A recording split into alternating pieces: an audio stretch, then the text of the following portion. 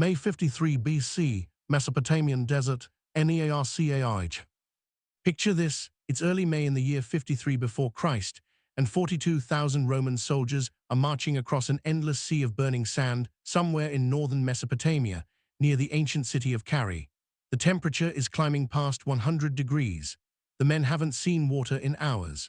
Their red cloaks are bleached pink by the merciless sun, and the bronze scales of their armor are literally cooking the flesh beneath. They're squinting against the glare, stumbling over terrain that offers nothing. No trees, no hills, no rocks, no shade, nothing but flat, empty deserts stretching to every horizon like a bronze mirror reflecting the face of hell itself.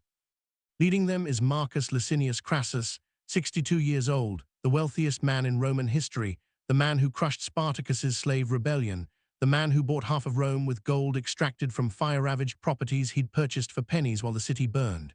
He's 1/3 of the first triumvirate, sharing power with Pompey the Great and Julius Caesar.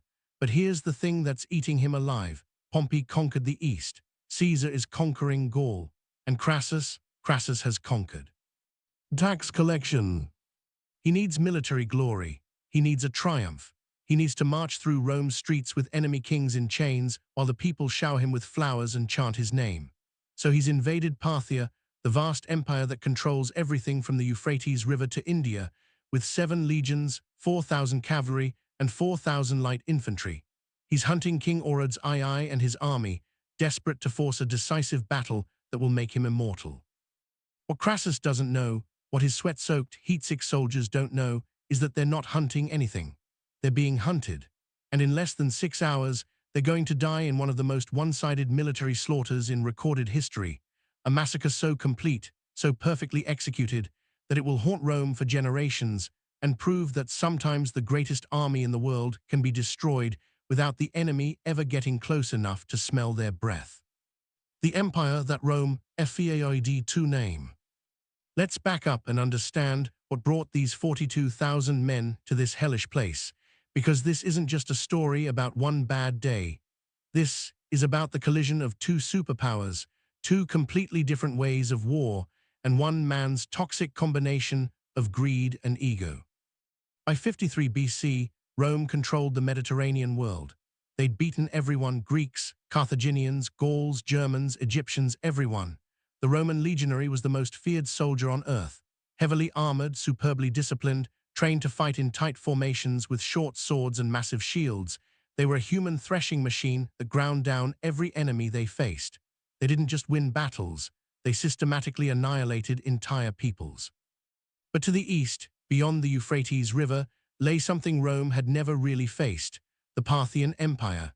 These weren't city-dwelling Greeks or tribal Germans. The Parthians were the inheritors of the Persian tradition, an empire of horse lords who'd perfected a type of warfare that Rome didn't understand and couldn't counter. While Roman soldiers marched in straight lines with heavy shields, Parthian warriors rode the finest horses in the world, carrying composite bows that could punch arrows through armor at 200 yards. While Romans trained for close combat with swords, Parthians trained to shoot arrows at full gallop, turning in their saddles to fire behind them as they retreated, the famous Parthian shot. Rome and Parthia had maintained an uneasy peace, respecting the Euphrates as a natural boundary between their spheres. But Crassus needed war. He needed it like other men need air. His political position in Rome was slipping. Pompey had the love of the army and the people. Caesar was writing dispatches from Gaul detailing conquests and victories that made him look like a god. And Crassus, he had money, mountains of it. But in Rome, money without military glory was just money. So he manufactured a pretext, crossed the Euphrates, and invaded Parthia in 54 BC. His first campaign was a cautious probing action. He took a few cities, established some garrisons, then retreated for the winter. But he'd made a fatal error. He'd given the Parthians a full year to prepare, and they'd spent that year very, very wisely. The mathematics of impossible odds. Now it's spring of 53 BC, and Crassus is back, marching deeper into Parthian territory with the full might of Rome behind him. On paper, his army is unstoppable. 7 full legions, roughly 35,000 heavy infantry, the best trained soldiers in the world. Each man carries a massive rectangular shield, the scutum, wears segmented armor or chainmail, and fights with the gladius, the famous Roman short sword designed for stabbing in close quarters. They're organized in cohorts and centuries with a command structure so efficient it won't be matched for 1,500 years. 4,000 cavalry, mostly Gallic and German auxiliaries. They're decent horsemen, adequate for scouting and chasing down broken enemies. 4,000 light infantry, archers and skirmishers from various allied states. Add it all up, and Crassus is commanding 42,000 soldiers, backed by the treasury of the Roman Republic and the logistical machine that feeds and supplies armies across thousands of miles. But here's what the Romans don't understand about their enemy. The Parthians aren't building an army to match Roman numbers. They're building an army to exploit Roman weaknesses that Rome doesn't even know it has. The Parthian force that's tracking Crassus is commanded by Surena, a 28-year-old general from one of Parthia's most noble families. He's young, brilliant, and he understands something fundamental about warfare that will take Europeans another 2,000 years to fully grasp. Mobility beats armor, fire beats formation, and you don't need to get close to kill. Surena has assembled approximately 10,000 cavalry. That's it. Just 10,000 men against Rome's 42,000, but these aren't just any cavalry. 9,000 horse archers, light cavalry mounted on swift horses, each man carrying a powerful composite bow and multiple quivers of arrows. These warriors have trained since childhood to shoot from horseback at full gallop. They can hit a target the size of a man's torso from 150 yards while moving at 20 miles per hour. More importantly, they're trained to execute complex maneuvers on command, wheeling and retreating in perfect coordination. 1,000 cataphracts, heavy shock cavalry that would give nightmares to medieval knights 13 centuries later. These are the elite, both horse and rider encased in scale armor, carrying long lances, designed to smash through any formation that gets weakened enough to break. But Surena's real genius isn't his warriors, it's his logistics. He's brought something that no mobile horse army has ever brought to battle before, a supply train of 1,000 camels carrying nothing but arrows.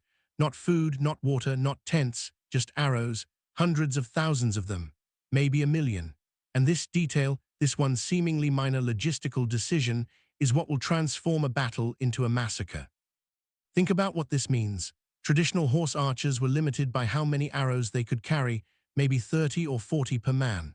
Once they shot their load, they had to retreat to resupply or switch to melee combat.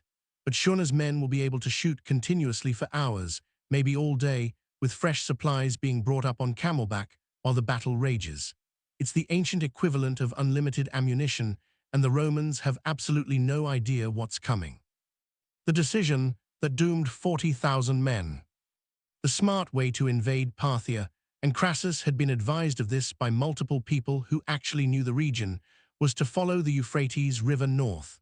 The river provides water for your men, narrows your front so you can't be surrounded, and leads you through populated areas where you can gather intelligence and supplies. It's slower, but it's safe.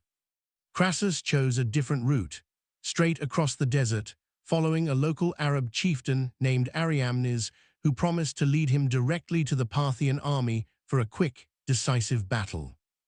Now here's where you need to understand the psychology at work. Crassus had been warned, explicitly and repeatedly, that Ariamnes was probably a Parthian agent. His own son, Publius Crassus, who'd fought with distinction under Julius Caesar in Gaul and commanded 1,000 Celtic cavalry, urged caution. His senior officers questioned the route. Even the soldiers were uneasy, whispering among themselves that the old man's ambition was going to get them killed. But Crassus was operating under a very specific form of pressure that clouds judgment, the pressure of the insecure overachiever. He was 62 years old, fabulously wealthy, politically powerful, and absolutely convinced that history was going to forget him unless he won a military victory comparable to his partners in the triumvirate. He didn't want a slow, grinding campaign along the Euphrates. He wanted his Alesia, his Pharsalus, his dramatic set-piece battle that would be recounted for centuries. So on this morning in May 53 BC, He's following a probable traitor across an empty desert, searching for an enemy that already knows exactly where he is. The Romans are marching in a massive square formation, the classic defensive posture, with legions forming the sides and the baggage train protected in the center. It's a formation designed to defend against surprise attacks from any direction, which tells you something about Crassus's state of mind. He's in hostile territory, he knows it, and he's already thinking defensively. The men are suffering. The desert here is unlike anything most of them have experienced, flat, featureless, providing no landmarks for navigation. There's no water. The heat is overwhelming. The alkaline dust gets into everything, eyes, mouths, the gaps in armor. Men are starting to stumble. The wounded from previous skirmishes are groaning on the wagons. Morale is deteriorating with every mile. And then, around mid-morning, the scouts come racing back with news. Enemy cavalry spotted ahead. Large numbers. The trap SBRNGS with thunder. Here's where Surena demonstrates military genius that would be studied in war colleges if most military historians weren't too focused on European battles. He doesn't just attack. He stages a psychological operation designed to break Roman morale before the physical battle even begins. The Parthians appear on the horizon in all directions simultaneously.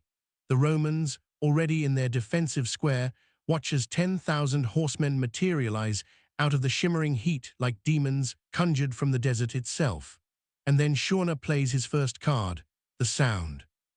The Parthians have brought drums, huge war drums made of stretched hide and brass, and now they start beating them in perfect rhythm. The sound carries across the desert like thunder, a deep, resonating boom boom boom that you don't just hear but feel in your chest, in your bones, in your guts. It's psychological warfare at its finest, a sound that transforms individual men into a unified, terrifying force, a sound that says, "We are legion, we are many, we are death." The Roman soldiers tighten their formations, raising shields, preparing for the cavalry charge they know is coming. They've faced cavalry before, Gallic horsemen, German riders, and the Roman infantry square is specifically designed to defeat cavalry charges. Horses won't crash into a wall of shields and spears. They veer away at the last moment. The legionaries know this. They've trained for this. They're ready. But the charge never comes. Instead, the Parthian horsemen stop at about 200 yards and do something the Romans have never encountered on this scale. They start shooting. Not a scattered volley, not harassment fire, but a sustained, disciplined, devastating rain of arrows from 9,000 bows. Imagine you're a legionary in that formation. You're packed shoulder to shoulder with your brothers, shields raised, expecting to fight at close quarters with swords. And suddenly, the air above you darkens with arrows, thousands of them, coming in high arcs that drop almost vertically into the formation. Your shield protects your front, but these arrows are coming from above, from angles you can't block. They're punching through chainmail, finding the gaps in segmented armor, hitting faces and arms and legs and necks. Men start screaming. The soldier next to you takes an arrow through the eye and drops. The man behind you catches one in the throat and drowns in his own blood. An arrow skips off your helmet and buries itself in the shoulder of the centurion to your left. And the arrows keep coming. They never stop coming. The Romans do what they're trained to do. They lock shields and endure. The famous testudo formation, shields overhead and to the sides, creating an armored shell. It works mostly. The casualties drop from catastrophic to merely terrible. The men are disciplined. They've been trained to take punishment. They can outlast this. But then Crassus realizes something that makes his blood turn to ice. The Parthians aren't running out of arrows. Usually, horse archers shoot for a while, exhaust their supply, and withdraw. But these horsemen are shooting continuously, and when their quivers run low, they simply ride back to those camel trains, grab fresh quivers, and return to continue the slaughter. They can do this all day. They can do this forever. The son's sacrifice. Crassus makes a decision born of desperation. He orders his son, Publius Crassus, to take his Gallic cavalry, about 1,000 horsemen, along with some infantry support, and drive off the horse archers harassing one flank of the formation. It's the only tactical option available. The Romans can't just stand here and be shot to pieces. They need to force the Parthians into close combat, where Roman discipline and armor provide an advantage.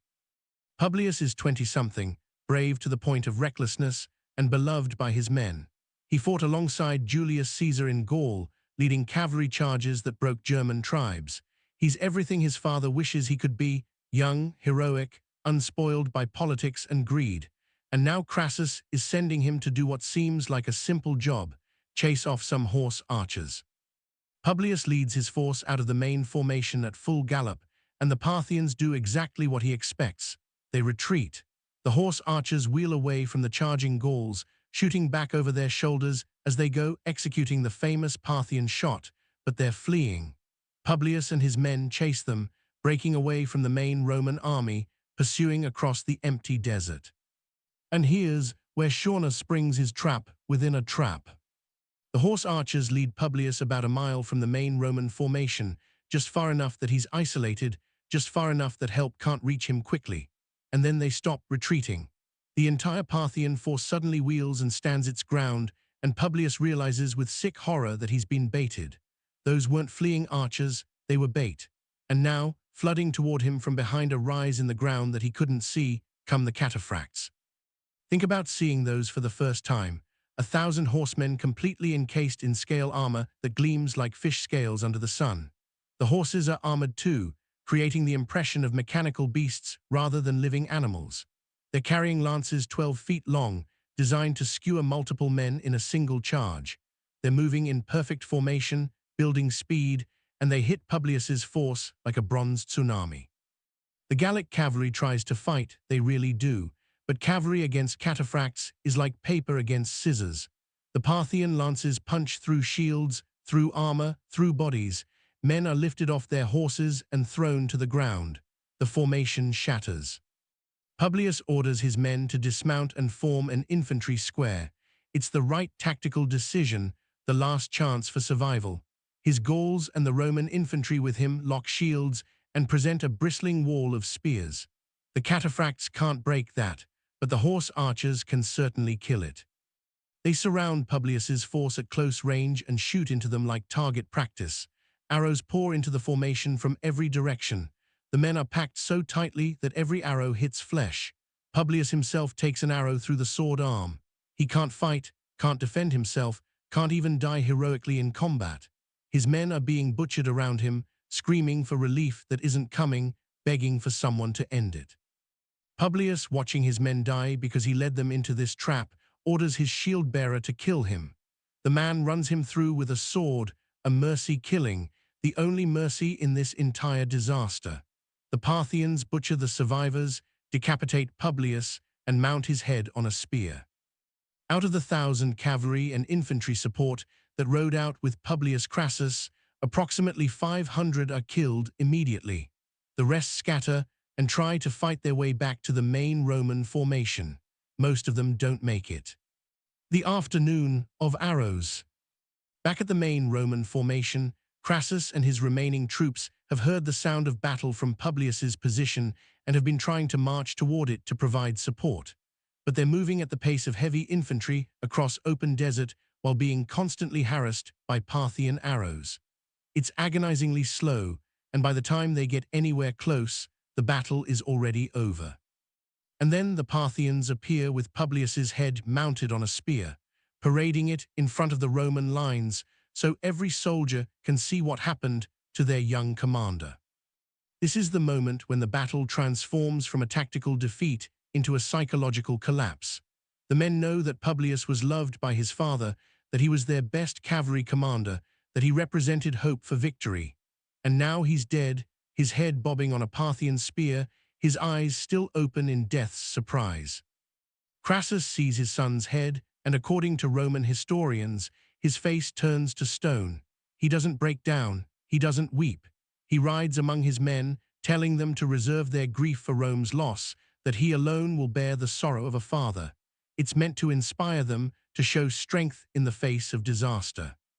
But the men can see the truth. They're led by a broken old man whose ambition killed his son and is about to kill them all. The Parthians resume their attack with renewed fury. The Romans try to march toward the nearest town, Carrhae, where they might find walls and water and relief, but marching a defensive square while under constant arrow fire is like trying to run a marathon while being strung by hornets. The casualties mount, the wounded collapse, the formations start to lose cohesion. And the arrows never stop. Never. The Parthians have unlimited ammunition, fresh horses, and perfect mobility. They can strike from any angle, retreat before the Romans can respond, and return minutes later to continue the slaughter. The Romans are fighting an enemy they can't reach, can't grapple with, can't force into the kind of close-quarters combat where their training provides an advantage. As afternoon turns to evening, the Roman army is no longer an organized fighting force. It's a dying animal trying to reach shelter. Men are abandoning their wounded comrades because they lack the strength to carry them. The desert sand is turning red and sticky with blood. The air stinks of opened bowels and fierce sweat. Officers are dead or dying. Command structure is breaking down, and every man can feel death circling closer with each passing hour. The desperate night. As darkness falls, the Parthians withdraw, not because they've lost interest, but because shooting arrows in the dark is inefficient. But Surena sends messengers to Crassus with false promises of negotiation and truce, supposedly giving the Romans a chance to surrender with honor. It's another psychological operation. Surena wants the Romans to stay put, exhausted and demoralized, so he can resume the massacre at dawn. But some of Crassus's officers convince him to use the darkness to retreat toward Carrhae. The Roman army, what's left of it, begins a nighttime withdrawal that becomes a nightmare of confusion and panic. They have to move quietly to avoid alerting the Parthians, but they're exhausted, wounded, and terrified. Units get separated in the darkness. Wounded men who can't keep up are left behind, begging their comrades not to abandon them, their pleas fading into the night as the column moves on. Approximately 4,000 soldiers get separated from the main force during this retreat. They end up on a hill, surrounded, and when morning comes, the Parthians butcher them almost casually, target practice for the archers, entertainment before the main event. Crassus and roughly 20,000 survivors reach Carrhae by dawn. They're inside walls now, relatively safe from arrows, but they're also trapped. There's not enough food for a long siege. The men are wounded, demoralized, and starting to openly blame their commander for the disaster. Crassus, the richest man in Rome, finds himself commanding an army that hates him, surrounded by an enemy that's making sport of killing his soldiers. The final betrayal. Surena, playing his psychological game to the end, sends another delegation offering to negotiate. The message is clear. Crassus and his officers can surrender honorably, the rank-and-file soldiers will be spared, and this can all end without more bloodshed. Crassus doesn't want to go, he knows it's probably a trap, but his own men are on the edge of mutiny. They're screaming at him, threatening him, demanding that he meet with Surena and end this nightmare. His officers, exhausted and desperate, push him toward the meeting. So Marcus Licinius Crassus, one of the most powerful men in Rome, walks out to meet Surena on the plain between the armies. He's accompanied by a small escort of officers. The Parthians provide horses for the Romans, a gesture of hospitality that's really a setup. What happens next is confused in the historical sources, but the outcome is clear. A scuffle breaks out, possibly staged by the Parthians, possibly started by a Roman officer who realizes it's an ambush. In the chaos, Crassus is killed. Some sources say he was struck down by Parthian guards. Others say a Roman officer killed him to prevent his capture. One account claims the Parthians poured molten gold down his throat after death, mocking his famous greed. His head and hand are severed and sent to King Orodes II, who's currently attending a performance of Euphrates' The Bacchae at the Parthian court. The actor playing Agave enters carrying the head of Pentheus, then symbolically replaces it with Crassus's actual severed head. The audience apparently found this quite entertaining. The mathematics of destruction. The Battle of Carrhae ended Rome's first serious invasion of Parthia in the most complete defeat imaginable. Here are the numbers, and they're staggering. Of the 42,000 Roman soldiers who marched into Mesopotamia with Crassus, approximately 20,000 were killed in the battle and subsequent massacres. Another 10,000 were captured and marched east into slavery. They ended up in the far eastern regions of the Parthian Empire, possibly even reaching China. The sources mention Roman prisoners being settled near the city of Marv in modern Turkmenistan, where they served as border guards. Some historians believe these men and their descendants eventually encountered Chinese forces, creating the bizarre possibility of Roman legionaries fighting in Central Asia. Only about 10,000 Romans escaped back across the Euphrates into Syria, 1 in 4 survivors of the full force that invaded. The 7 legions were effectively destroyed, their standards captured, their eagles taken as trophies, their reputation shattered. The Parthians, meanwhile, suffered minimal casualties. The exact number isn't recorded, but it was probably fewer than 500. They'd achieved the most lopsided victory in ancient warfare, and they'd done it with pure tactical and technological superiority. Think about that ratio: 20,000 Romans killed for maybe 500 Parthian casualties, 40 to 1. The Romans had fought many battles in their history against Gauls, Germans, Greeks, Carthaginians, but they'd never been slaughtered like this. They'd never faced an enemy so perfectly designed to exploit their weaknesses. The empire that learned to fear. The psychological impact of Carrhae on Rome was profound and long-lasting. Here was the greatest military machine in the Western world, led by one of Rome's wealthiest and most powerful men, annihilated by an enemy that most Romans had barely heard of. The news hit Rome like a thunderclap. The political consequences were immediate. The first triumvirate collapsed. Crassus had been the balancing force between Pompey and Caesar. With him gone, those two giants began circling each other like rival wolves. Within 5 years, Rome would descend into civil war, tearing itself apart in the conflict that would ultimately put Caesar in power and end the Republic. But the military consequences were even more significant. Carrhae taught Rome a lesson it never forgot. Not every enemy can be beaten with discipline and heavy infantry. The Parthians had proven that mobility and firepower could defeat armor and training.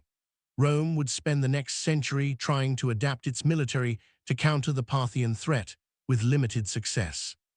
The captured legionary standards, the eagles, became a source of national shame. Romans believed that their eagles contained the spirit of Rome itself, and having them paraded around Parthian cities was almost unbearable. It took 32 years for Rome to negotiate their return.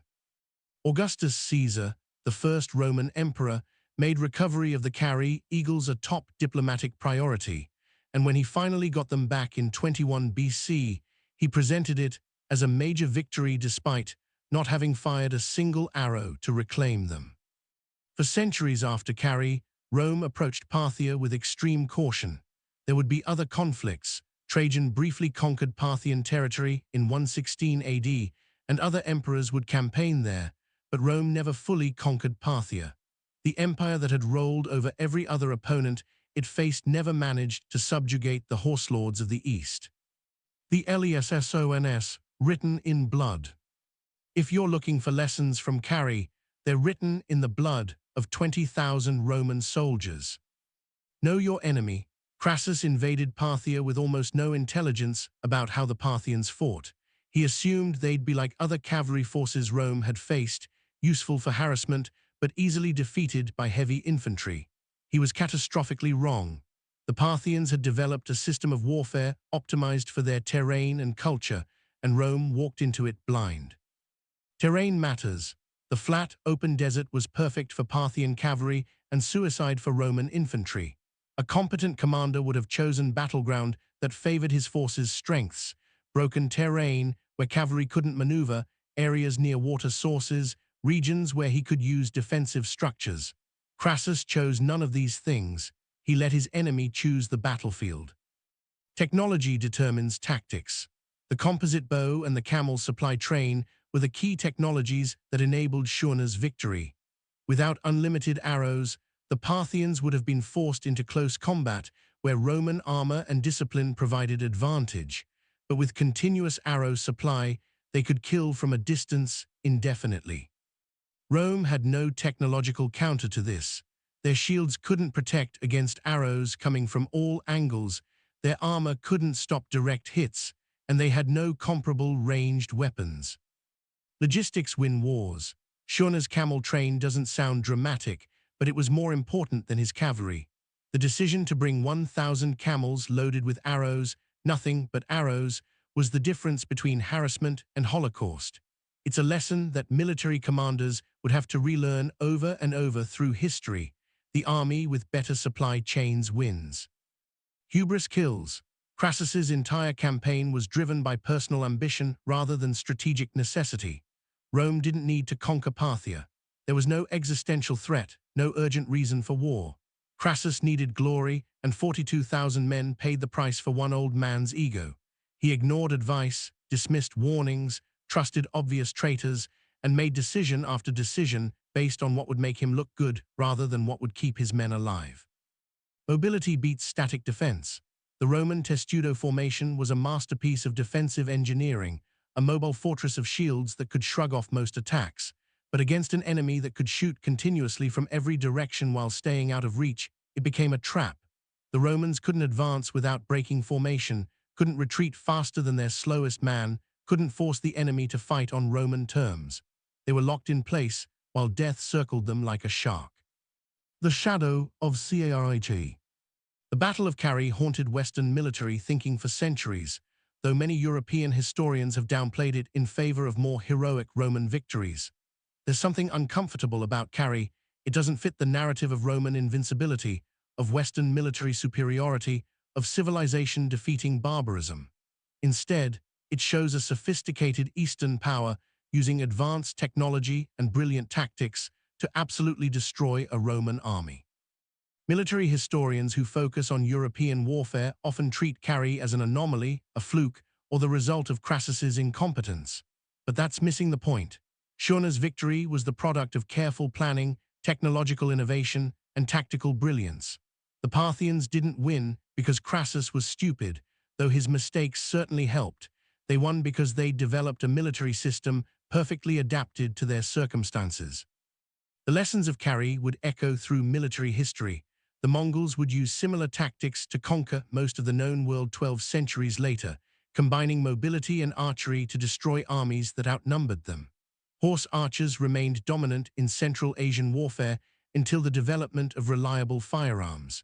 Even in modern warfare, the principle holds: mobility and firepower defeat static defense. The price of glory. I want you to think about what Carrhae meant on a human level, beyond the tactics and the numbers.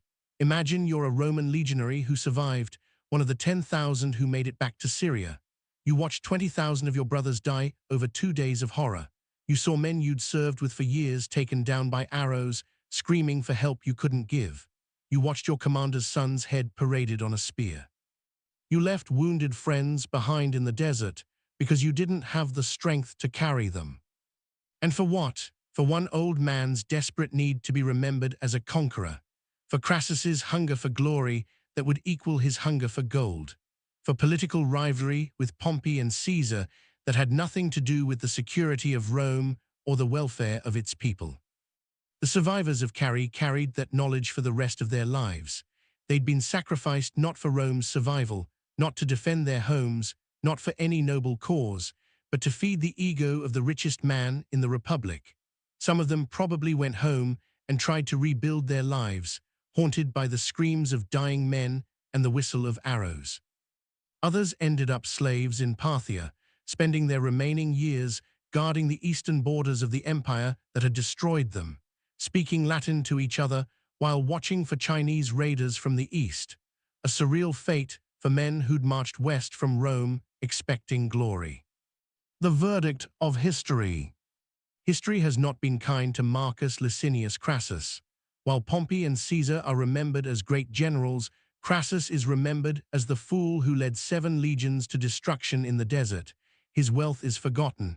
His suppression of Spartacus's revolt is a footnote. His political power is irrelevant. He is remembered for one thing: the catastrophic defeat at Carrhae. And perhaps that's fitting, because Carrhae is a perfect illustration of a truth that every generation needs to relearn. Victory isn't determined by wealth or confidence or political power.